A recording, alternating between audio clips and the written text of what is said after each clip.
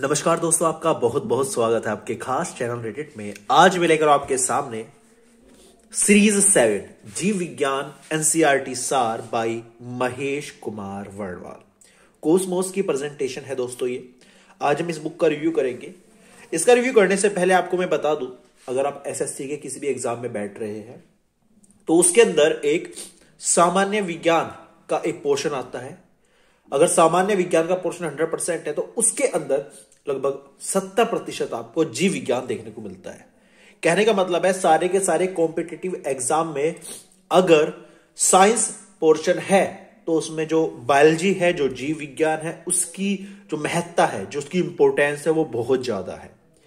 इसीलिए आज मैं इस बुक का रिव्यू करूंगा जो दावा करती है कि सारे के सारे क्वेश्चंस आपको इस बुक में से मिलेंगे। क्या वाकई इस बुक में से आपको क्वेश्चंस मिलेंगे? क्या ये सफिशिएंट है? आपको कोई कोचिंग नोट्स कुछ पढ़ने की आवश्यकता नहीं है। ये जीव विज्ञान एनसीईआरटी सार पढ़ने के बाद आप किसी भी कॉम्पिटिटिव एग्जाम में सारे के सारे बायोलॉजी क्वेश्चन अटेम्प्ट कर सकते हैं। चलिए चेक करते हैं ये चीज। तो ये जीव विज्ञान है, एनसीईआरटी सार है। इसके अंदर कक्षा 6 से 12 तक सहित महेश कुमार वर्णवाल द्वारा ये रचित है। बात करते हैं इसके प्राइस की। तो इसमें 298 रुपए इसका एमआरपी है और लगभग आपको 200 से लेकर 220 के बीच आपको देखने को मिल जाती है मार्केट के अंदर। बात करें इसके नंबर ऑफ पेजेस की तो 246 246 इसके अंदर नंबर ऑफ पेजेस आपको देखने को मिलते हैं। अब बात कर लेते हैं इसके अंदर मटेरियल की, किस प्रकार का मटेरियल आपको देखने को मिलता है। पहले बता दूं कि कलर्ड बुक है पूरी की पूरी। पेज अच्छी क्वालिटी के इसके अंदर यूज किए गए हैं। पहले आगे चलते हैं, इसमें क्या क्या देखने को मिलता है। सबसे पहले अनुक्रमणिका की बात कर लेते हैं। अनुक्रमणिका में आपको क्या क्या देखने को मिलता है। तो सबसे पहले जीव की उत्पत्ति से शुरू करते हैं। जीव की उत्पत्ति से संबंधित प्रमुख सिद्धांत, जैव विकास, उद्विकास का सिद्धांत, जीव विज्ञान का वर्गीकरण, जीव विज्ञान की विभिन्न शाखाओं के जनक, वस्तुनिष्ठ प्रश्न।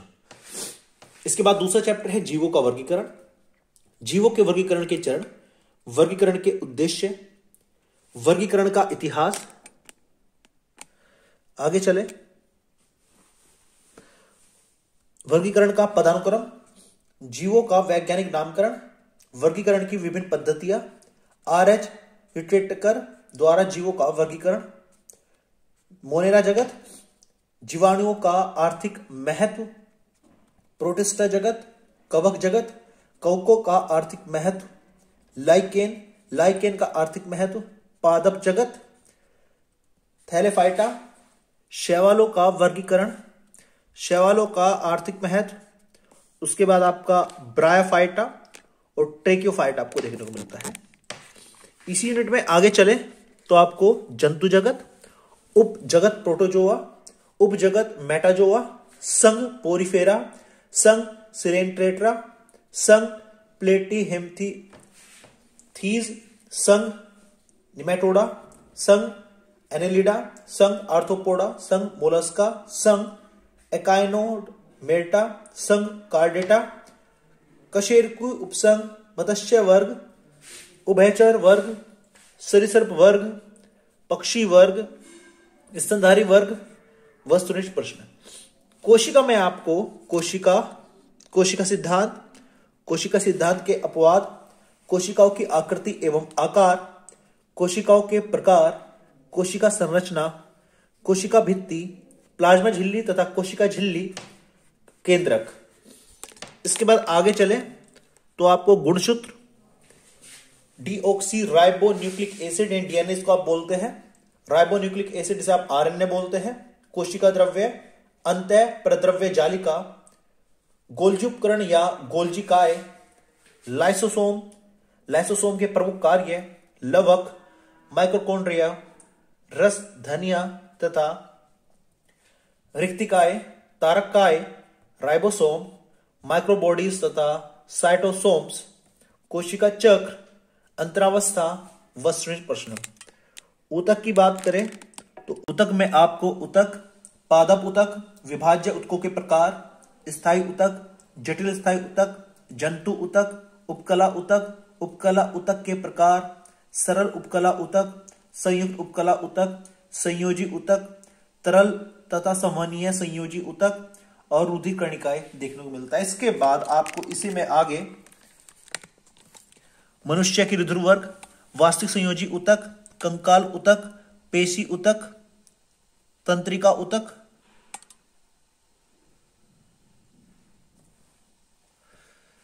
वस्तुनिष्ठ प्रश्न।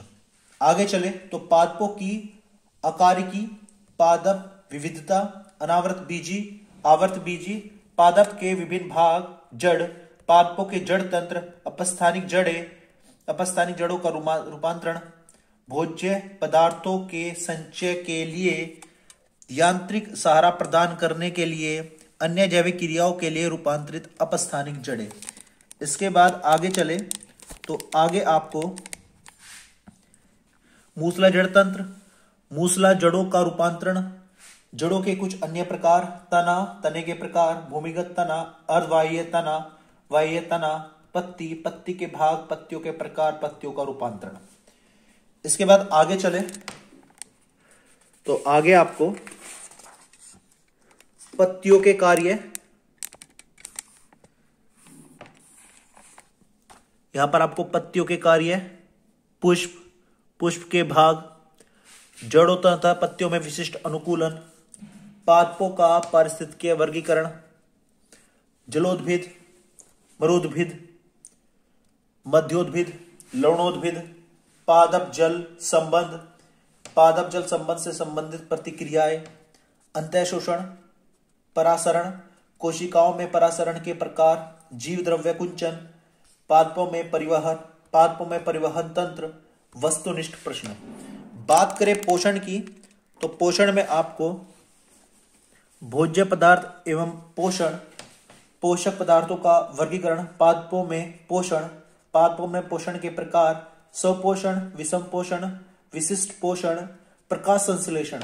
इसमें आपको प्रकाश संश्लेषण के लिए आवश्यक तत्व, प्रकाश संश्लेषण की क्रियाविधि, केल्विन्स बेंसन चक्र, प्रकाश संश्लेषण को प्रभावित करने वाले कारक। आगे चले तो आपको नाइट्रोजनीकरण, स्थिरीकरण देखने को मिलता है। इसके बाद नाइट्रोजन स्थिरीकरण में सूक्ष्म जीवों की भूमिका, जंतुओं में पोषण, भोजन के अवयव, पोषक पदार्थों का रासायनिक संगठन, कार्बोहाइड्रेट, प्रोटीन, वसा, विटामिन, मानव शरीर के लिए आवश्यक खनिज, जल, संतुलित आहार, कुपोषण, वस्तुनिष्ठ प्रश्न। कंकाल तंत्र की बात करें तो कंकाल तंत्र में आपको मानव कंकाल, कंकाल के कार्य, कंकाल तंत्र का विभाजन, अस्थि, अस्थियों के प्रकार, उपास्थि, मानव कंकाल तंत्र, अक्षीय कंकाल, उपांगीय कंकाल, अग्रपाद तथा हाथ, अंश मेखला, पशपाद अथवा पैर, श्रोणि मेखला, मानव कंकाल की अस्थियां, अस्थि संधियां, पूर्ण संधि। इसके बाद इसमें अपूर्ण संधि, मानव कंकाल तंत्र से संबंधित रोग, वस्तुनिष्ठ प्रश्न। श्वसन तंत्र की हम बात करें तो श्वसन तंत्र में आपका श्वसन की प्रक्रिया, बाह्य श्वसन या फुफ्फुस श्वसन, श्वासोच्छ्वास, गैसों का विनिमय, गैसों का परिवहन, अंत्यश्वसन के प्रकार, कोशिकीय श्वसन, ग्लाइकोलाइसिस, केब्स चक्र, इलेक्ट्रॉन परिवहन तंत्र, श्वसन क्रिया में कुल ऊर्जा का उत्पादन, मानव श्वसन तंत्र, श्वसन की क्रियाविधि, श्वसन संबंधी रोग, वस्तुनिष्ठ प्रश्न। इसका पाचन तंत्र की बात करें तो पाचन तंत्र में आपको मानव पाचन तंत्र, आहार नाल, मुख गुहा, जीभ अथवा जिह्वा, मानव दांत, ग्रसनी, ग्रासनली, आमाशय, आंत, आगे आपको छोटी आंत, बड़ी आंत, मलाशय, गुदा, सहायक पाचक ग्रंथियां, लार, जठर ग्रंथियां, यकृत के कार्य, पित्ताशय, अग्नाशय, पाचन की प्रक्रिया, मुख गुहा में पाचन, ग्रसनी में पाचन, आमाशय में पाचन, छोटी आंत में पाचन, सीकम में पाचन, पाचन तंत्र से संबंधित रोग, वस्तुनिष्ठ प्रश्न। बात करें उत्सर्जन तंत्र की तो उत्सर्जन तंत्र में आपको उत्सर्जित पदार्थों का वर्गीकरण, उत्सर्जन के प्रकार, उत्सर्जित तत्वों के आधार पर जंतुओं का वर्गीकरण, मानव उत्सर्जित तंत्र, वृक्काणु, मूत्रण व मूत्र के घटक, रक्त अपोहन व वक्र प्रत्यारोपण, उत्सर्जन में फेफड़ों की भूमिका, उत्सर्जन में त्वचा की भूमिका। आगे चले तो आगे आपको आप ये देख सकते हैं जो इसकी इंडेक्स है काफी बड़ा है। उत्सर्जन में यकृत की भूमिका, उत्सर्जन तंत्र में से संबंधित रोग, वस्तुनिष्ठ प्रश्न। इसके बाद तंत्रिका तंत्र में आपको तंत्रिका तंत्र के कार्य, मानव तंत्रिका तंत्र, तंत्रिका कोशिका, मानव तंत्रिका तंत्र का वर्गीकरण, केंद्रीय तंत्रिका तंत्र, मस्तिष्क, इसमें आपका अग्र मस्तिष्क, मध्य मस्तिष्क, पश्चिम मस्तिष्क, मस्तिष्क स्तंभ, मेरुरज्जु, तंत्रिका आवेग। इसके बाद परिधीय तंत्रिका तंत्र, कपालीय तंत्रिकाएं, मेरु तंत्रिकाएं, स्वायत्त तंत्रिका तंत्र, अनुकंपी तंत्रिका तंत्र। इसका परानुकंपी तंत्रिका तंत्र। थोड़ा नीचे चले तो इसमें आपको प्रतिवर्ती क्रियाएं, द्रुत व स्वचालित प्रतिक्रिया, अनुकंपी एवं परानुकंपी तंत्रिका तंत्र के प्रभाव, विभिन्न चिकित्सा उपकरण व उनके उपयोग, संवेदी अभिग्रहण व संसाधन, तंत्रिका तंत्र से संबंधित रोग, मस्तिष्क से संबंधित रोग, वस्तुनिष्ठ प्रश्न। परिसंचरण तंत्र की ओर चले तो इसमें आपको परिसंचरण तंत्र के कार्य, परिसंचरण तंत्र के प्रकार, मानव परिसंचरण तंत्र, रुधिर परिसंचरण तंत्र, रुधिर की संरचना, रुधिर के घटक, रुधिर कणिकाएं, हृदय भित्ति के स्तर, रुधिर वाहिनियां, धमनियां, शिराएं, लसिका परिसंचरण तंत्र, लसिका के कार्य, वस्तुनिष्ठ प्रश्न। इसके बाद आप चलेंगे अंतःस्रावी तंत्र में, तो यहां पर आपको अंतःस्रावी तंत्र, अंतःस्रावी ग्रंथियां, बहिःस्रावी ग्रंथियां, मिश्रित ग्रंथियां, बाह्यस्रावी ग्रंथि एवं अंतःस्रावी ग्रंथि में अंतर, हार्मोन्स के प्रकार, परिसंचारी हार्मोन, विसरणशील हार्मोन एवं एंजाइम में अंतर, अंतःस्रावी ग्रंथियां। आगे चले तो इसमें आपको अंतःस्रावी ग्रंथियां में और पीयूष ग्रंथि से स्रावित होने वाले प्रमुख हार्मोन, थायराइड ग्रंथि, पैराथायराइड ग्रंथि, थाइमस ग्रंथि, पीनियल ग्रंथि, वृषण, अंडाशय, हाइपोथैलेमस। इसके बाद तंत्रिका तंत्र एवं अंतःस्रावी तंत्र में अंतर, मानव हार्मोन और उनके स्रोत, स्वभाव व प्रभाव, अंतःस्रावी तंत्र में संबंधित अन्य रोग और वस्तुनिष्ठ प्रश्न।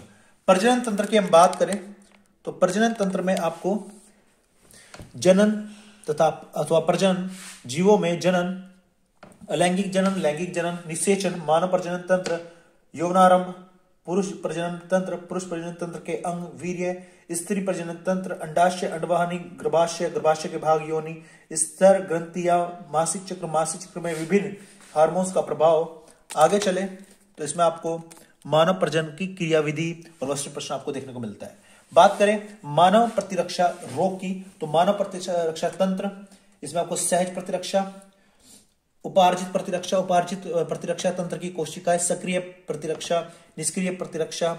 इस बार मानव प्रतिरक्षा तंत्र के अंग, लसिकाभ अंग, प्राथमिक लसिकाभ अंग, द्वितीयक लसिकाभ अंग, प्रतिरक्षी की संरचना, प्रतिरक्षी के प्रकार, एलर्जी, संक्रमण, मानव शरीर में रोग। इसमें आपका संक्रामक रोग, जीवाणु जनित रोग, विषाणु जनित रोग, कवक जनित रोग, प्रोटोजोआ जनित रोग, कृमि जनित रोग और वस्तुनिष्ठ प्रश्न आपको देखने को मिलता है।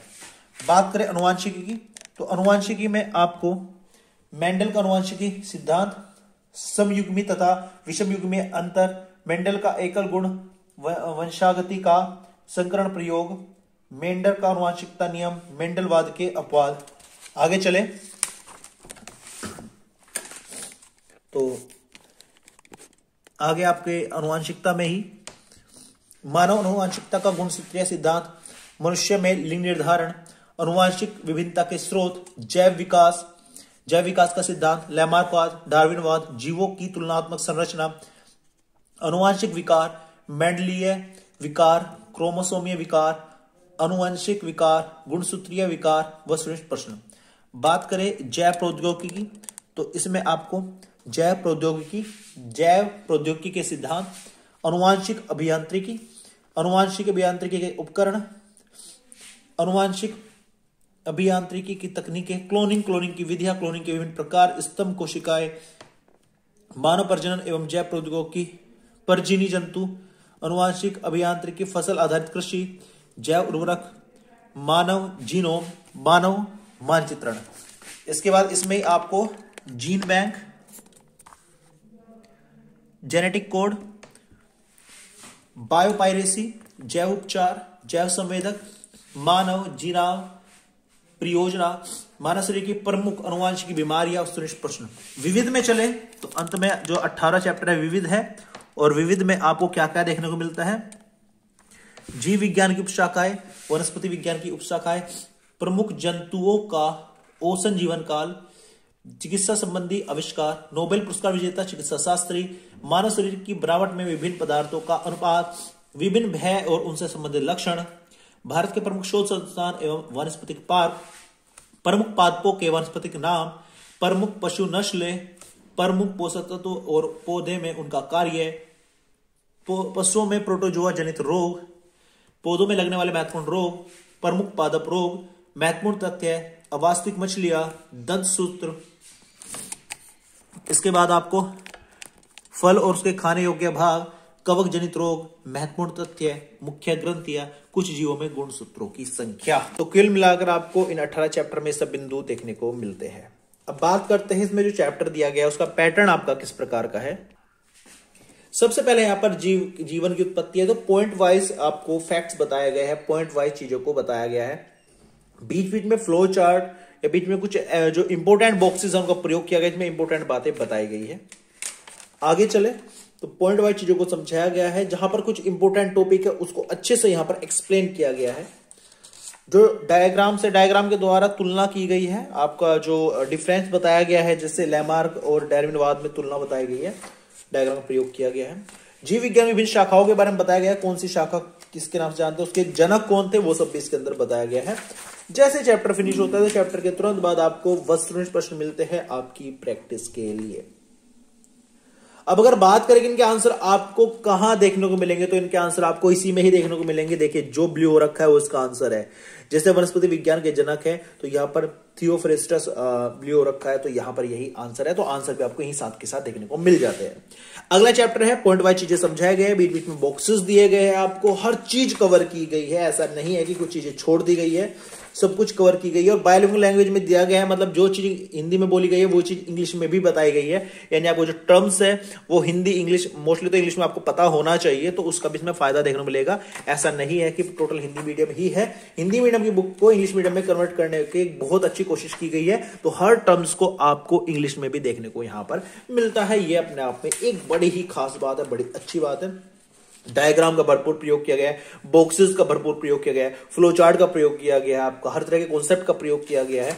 और जैसे चैप्टर फिनिश होता है आपके वस्तुनिष्ठ प्रश्न आपको देखने को मिलते हैं, तो आप देख सकते हैं। तो डिटेल डायग्राम को प्रयोग किया गया है, ऐसा नहीं कि छोटे मोटे डायग्राम बना दिए गए हैं, ऐसे रफली पॉइंट वाली चीजों को समझाया गया है। तो अगर बात करें कैसे प्रिपरेशन की जा सकती है, तो मैं पहले बता दूं रेटेड पर इसकी रेटिंग है 5 में से 5। और जैसा आप जानते हैं 5 में से 5 रेटिंग में बहुत कम बुक्स को देता हूं, 4.5 तक मैक्सिमम रख देता हूं, लेकिन 5 में से 5 दे रहा हूं। क्यों? क्योंकि वाकई में इस बुक में दम है। इसमें से पढ़ा हुआ आपके हर एक कॉम्पिटिटिव एग्जाम में देखने को मिलेगा। 5 में से 5 रेटिंग की हकदार बुक है। सारे मुझे इंडेक्स के जो पॉइंट्स थे इसलिए पढ़ने पड़े क्योंकि मुझे पता करना था इसमें कौन सा टॉपिक छोड़ा गया है। कमाल की बात है, इसमें कोई भी टॉपिक छोड़ा नहीं गया है। जो आपके सिलेबस में, जो भी आपके कॉम्पिटिटिव एग्जाम के सिलेबस में, उसके अकॉर्डिंग आप प्रिपरेशन कर सकते हैं और अच्छे मार्क्स अचीव कर सकते हैं, मेरिट में अपना नाम ला सकते हैं, कोई भी कॉम्पिटिटिव एग्जाम क्रैक कर सकते हैं इजीली। तो ये 5 में से 5 रेटिंग की हकदार है। काफी अच्छी बुक है, बढ़िया बुक है। फिर से बता दो पैटर्न जो चैप्टर का है पॉइंट वाइज चीजों को समझाया गया है, बीच बीच में थ्योरेटिकल बॉक्स बनाए गए हैं, पढ़ने में मजा आएगा, बोरियत बिल्कुल महसूस नहीं होगा। लास्ट में आपको ऑब्जेक्टिव क्वेश्चन देखने को मिलता है आपकी प्रैक्टिस के लिए। उम्मीद करता हूं वीडियो आपको अच्छी लगी। वीडियो अच्छी लगी प्लीज लाइक कर देना, चैनल को सब्सक्राइब जरूर कर देना ताकि इस प्रकार की बुक रिव्यू का वीडियो हम आपके लेकर आते रहे। Thank you so much for watching this video.